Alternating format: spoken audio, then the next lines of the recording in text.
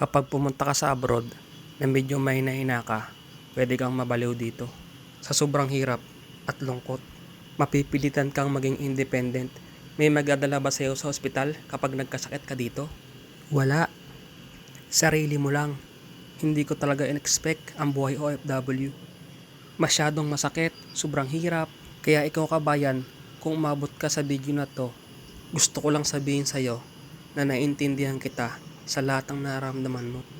Hindi mo kailangang itago yung sakit at hirap na nararamdaman mo sa pamilya mo. Sobrang dami na kabayan natin na nakakaranas niyan ngayon.